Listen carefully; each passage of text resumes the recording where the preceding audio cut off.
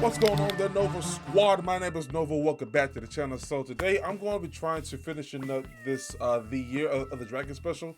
Hopefully I can actually manage to finish it up, because I do have some other videos that I need to record and react to it. So without further ado, here we go.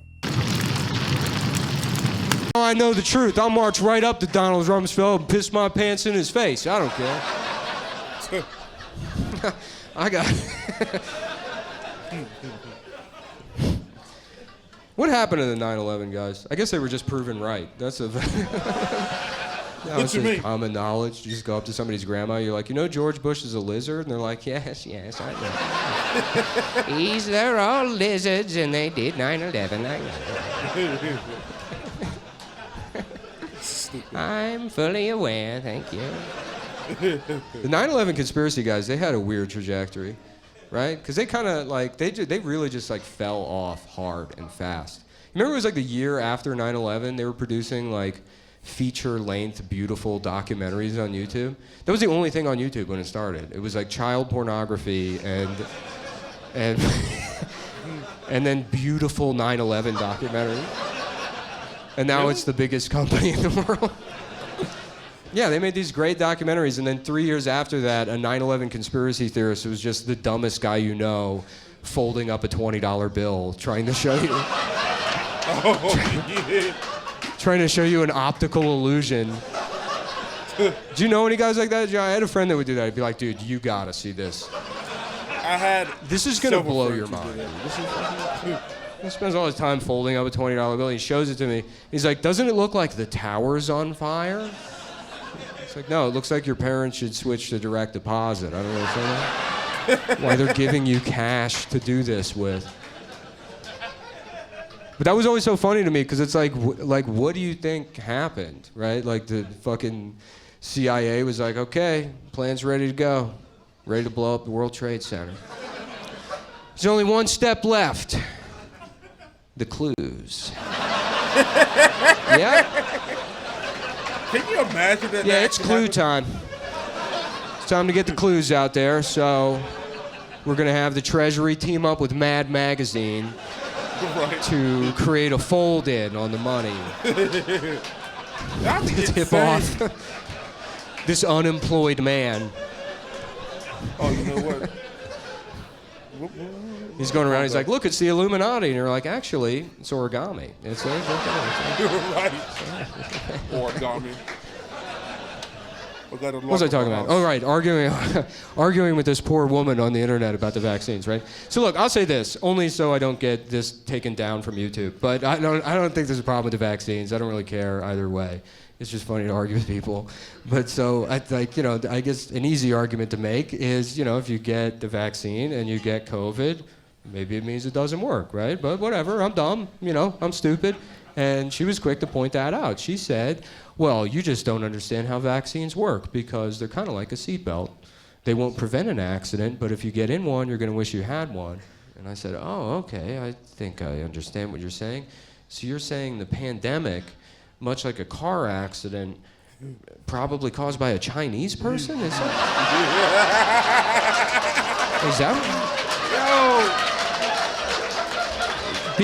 because that sounds racist, ma'am. That sounds... Wait, let me just pause it real quick. Like, when they told me that the whole vaccine wouldn't actually stop you from taking or from actually getting the COVID, I was like, man, this shit isn't going to work, I promise. It's pretty racist to me. Got to stop Asian hate out there, which I hope you guys are doing, by the way. I hope you guys are stopping Asian hate. Because I tell you what, someone's hating Asians, and if it's you, cut it out. Just stop. Just stop it. I love Stop Asian Hate. That's like the best hashtag, right? Because it's so direct and to the point. You know what I mean? You can't argue with it. You can almost see the Chinese influence. They're like, dude, stop right now. Just stop. Just stop it. It's just straight through the middle. Just fucking stop. Like all the other hashtags, I agreed with them in spirit, but they were too, wishy-washy, Like Black Lives Matter, yeah, of course. But you left all lives matter right there for the taking. If it had been hashtag don't kill black people, nobody's gonna be like, well.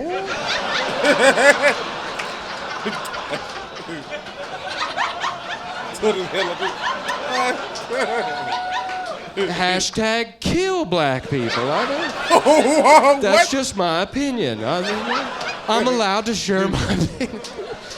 Just a psycho with a Jesus fish and hashtag kill black. That's so stupid. Well, that's just how I feel. I don't know. I know it's just a joke, though. Yeah, me too. Me too. Granted, that was the first hashtag, but probably the worst named. You know, they should have put a little more thought into that name than Me Too. Really, that's the name you picked to describe what that movement was?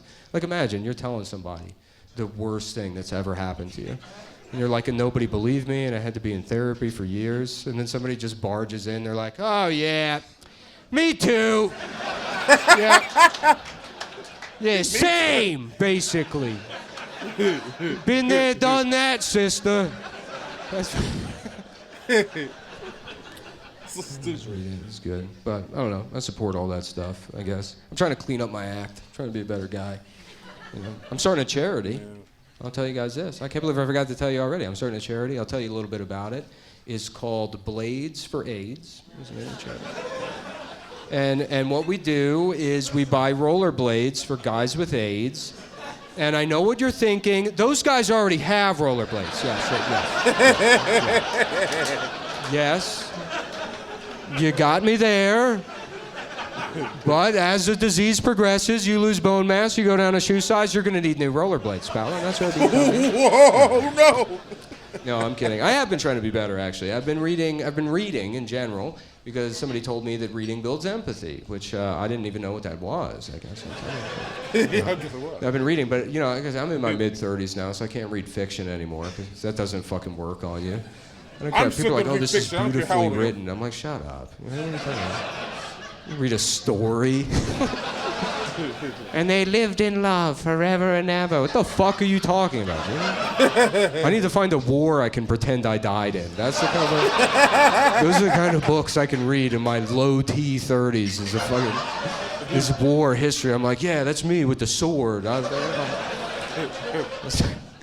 I've been reading a lot of war history, and I found this out. Apparently, they had something called the French and Indian War. Do you guys know about this? Oof. Imagine how fucking bad that smelled, folks. Oh my God, whoa. Yo, this man's a menace. I said both of them? What were they fighting over? The Febreze? I don't know. What the hell? I'm just kidding. I'm not racist. really That hope was so. just a joke. I'm not racist. I'm not. Unlike Paul Dean, I never say the N-word. I don't say the N-word. I don't think you should. I will say this. There's one exception I make for myself that I think almost every white person makes. It's if I'm in my car by myself listening to rap music. But what can I say? I just really hate rap music. It just really gets on my nerves. I don't know. Those last three are just for me. That's very... No. I really do. I do try to check myself, honestly. And you know, there's something I want to own up to that I did somewhat recently that I feel kind of bad about, but I want to confess to it. I did something misogynistic, and I'll just tell you what it was. It was a couple years ago during the last Winter Olympics, which I was watching with my then girlfriend, and I killed her. And, Whoa. I thought it was for real. she's fine. She's both alive and well and also doesn't exist. And I made her up for that. No. We were watching the Winter Olympics, and something happened during the last Winter Olympics that is, it's like kind of the source of frustration for me with comedy, because you get into doing stand-up, if you love it as a kid, you get into doing it because it brings you so much joy. It's like it's this escape, right? But like anything in life, if you start pursuing it, eventually it just becomes technical, right? And it sucks the joy out of it. So now I'll watch the best comedians in the world, right? And what it looks like to me is Matrix code, you know? So it has to be a situation in real life that brings me joy, right? So best comedian, best joke, I just go, that's funny. Deaf guy being chased by bees, I'm like, oh my God, that's fucking perfect. But the problem is those things happen in real life, and then it's your job as a comedian to explain it to the audience why it's funny, and I don't like doing my job, right? So But during the last Winter Olympics, a thing like that, a very funny situation happened, and I'll tell you guys. I'll just tell you what happened. I'll tell you, here's how they reported it. One of the cross-country skiers, his penis froze off. That's what they said, right? Right? And you guys see, you're barely laughing. You're like, go on. And I'm like, what is wrong with you? How did that happen? Of all the ways to lose your dick, I mean, that's fucking... It's like getting sucked into a machine at a Looney Tunes factory and then freezing off at the Winter Olympics. That's the funniest way possible. Because really, build up the image in your head. That's like a 4-hour event. It probably happened halfway through. And this dumbass with that the bullet helmet, he's like, sure, my penis feels weird, but it's the Olympics. I gotta tough it out. It's the Olympics. I'm doing this for Sweden. And he gets across the finish line, and it had been hours. You know, it probably worked its way up the fucking... And they're like, he thinks they're putting the medal on them, and they're like, what is that, a baby carrot? What do you have on them? What do you have under your fucking... So stupid. Anyways, so we're sitting there. I'm crying, laughing at this man that lost his dick at the Olympics. And I turn to my girlfriend and I say, well, just give him the women's gold medal, obviously. That seems to be the end. And she quickly fires back. She says, that's really misogynistic. And I was like, fuck. I thought I was being a trans ally. I forgot about it. I'm trying my best here to do the right thing. But she's right. No, she's right. That is misogynistic. It is a misogynistic thought to have, to assume that even the worst dickless guy in the cross-country skiing event would be better than the best woman. But, I mean, cross-country skiing is kind of a joke across the board. It's just cold walking. No one should get a fucking award for that anyways. But, you know, she's right. It is misogynistic, and I genuinely don't want to be a misogynist. I don't want to be any kind of prejudice or whatever. I would want to be a good guy. So I had to do some soul searching. I said, well, why do I have thoughts like this, right? Is it something innate in me that makes me bad? Or, like most things, is it society's fault, right? Most things? Okay. And you would be surprised to learn that it's society. It is. It's society. It is society's fault, yeah. Because I blame the education system. I do. I mean that, because I was thinking about this, and this is real. I was thinking about this, and I was thinking back to elementary school, and I remembered that we didn't do women's history, right? Which, it doesn't seem that absurd to just throw that out there at face value. But if you think about it, we definitely had other identity-based history units, right? Like we had Native American history, which, to be fair, was mostly, hey, come to school dressed like a Native American. Which probably did more harm than good. I don't know if that really helped. Yeah. But we had Black History Month. I remember that. I'm sure you guys did too. You remember that? February roll around, they'd be like, hey, you like peanut butter? Well, have I got news for you, pal? Yeah, peanut butter. That was them. No. Look, okay, again, I do apologize for actually pausing again, but I want to say this real quick. I remember at work that when it was the gay month and everything for real. I remember when one of my coworkers were saying like, I don't understand how they want us to wear like jock straps, etc., etc. That is almost the equivalent where Black History Month comes around. We are making the white people wearing rags and shackles and having them called us master. So it's kind of the same thing a little bit. It's kind of the same thing. Oh shit. Not the grape jelly, the peanut butter. Yeah. The grape jelly was us. They did the peanut butter. I know you would think that it would be the other way, but yeah, it's crazy. It's sort of like the jazz of sandwiches. It's awesome how that kind of worked out. And then, of course, you get to the end of February, be like, did black people invent anything other than peanut butter? And they'd be like, whoa, look at the time. I guess we don't want a revolution here. Might as well close the book now, I guess. But we never did women's history. That was just not one of the units that we did, which is funny to me because I was thinking, like, did they teach us about any women in history? And there was only two names that I could recall. It was Amelia Earhart and Helen Keller, which is very funny. They were planning the curriculum, and they were like, hey, we got to do women's history. Who are the most important women of all time? We only got room for two, so they better be good. Amelia Okay, here we go. I got one. How about some lady that was so bad at flying they never found her? Yeah. Just gone forever without a trace. That is the best girl pilot we ever had. So we'll bon voyage, ladies. We'll put her in there. And we need one more. Oh, I know. How about a little girl that was so disabled, people were like, damn. Oh my God. She's trying to talk to a doorknob. We gotta put this in the history book.